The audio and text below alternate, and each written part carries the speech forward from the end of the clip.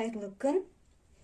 Бүгін сіздерге осы қиылған оюды, лазеркамен қиылған оюды матаға қалай жабыстыру керек екенін көрсетемін. Міне бізде астында паутинкасы жабысқан, қиылған мата дайын. Енді бізге осы оюдың фоны ретінде екі мата керек болады. Бұл екеуі де тура осы оюдың размерімен бірдей. Бізге бірінші бұл матаның велюр болғандықтан ворысы анықталу керек. Міне қазір менде матаның ворысы оң жаққа қарай жатыр. Мынаны да тура солай анықтаймын. Былай жатыр, дұрыстап қойып аламын. Енді тура сол сияқты оюлы матаның да ворысын анықтау керек. Бұның ворысы міне былайына жатыр. Тура осылайынан матаның үстіне қойып аламын.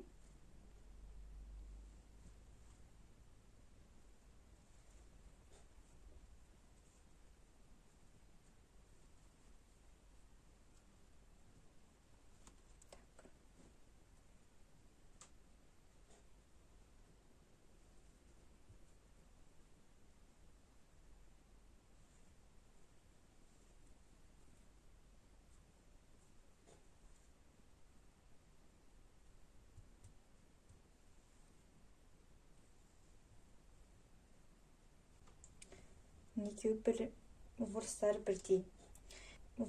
бірдей. Ендігі кезекте ортасы бар ғой оюдың. Сол оюды теріс қаратып қоямыз ендігі.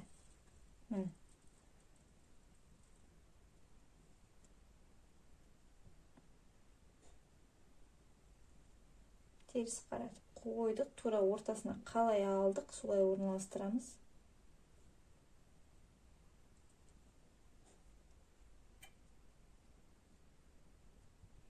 Қазір бізде өтегіміз қызып жатыр.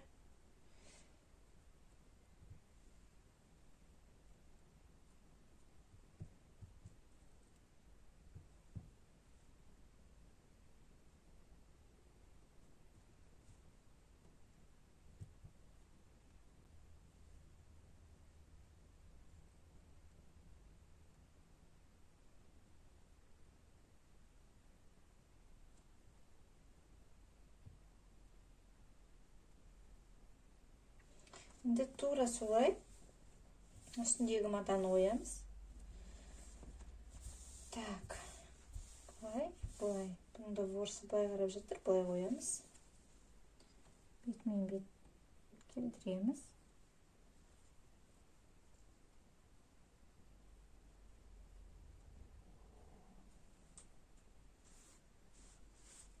Қойып алдық. Енді қызып тұрған үтікпен алып үтіктейміз.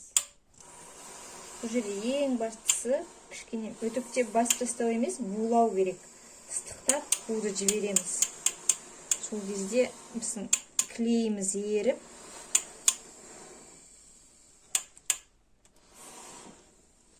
қатты баспаймыз.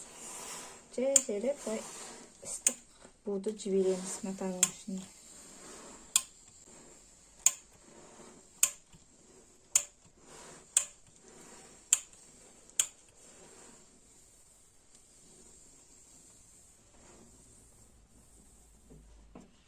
Жағын үтіктедік, енді екінші жағын үтіктейміз тура солай.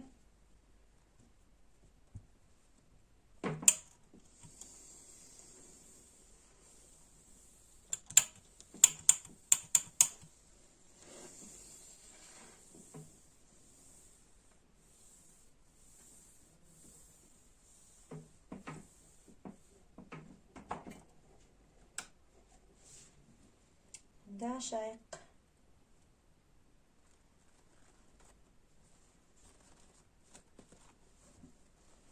Міне, ашқан кезде мынандай бір ою, және де мынандай бір ою шықты.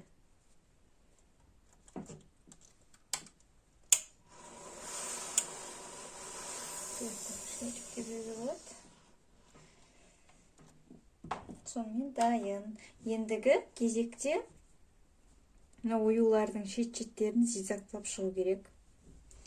Содан кейін мынаның ақтың бетінен.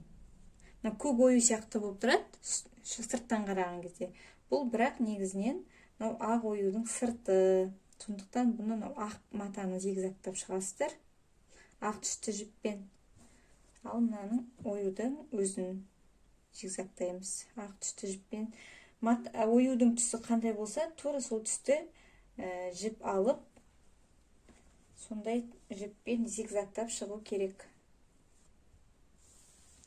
Жалпы бүгінгі көрсеткен лайфхакым түсінікті болды деп ойлаймын. Барлықтарыңызға сәттілік, өз жұмыстарыңызда пайдаланыңыздар.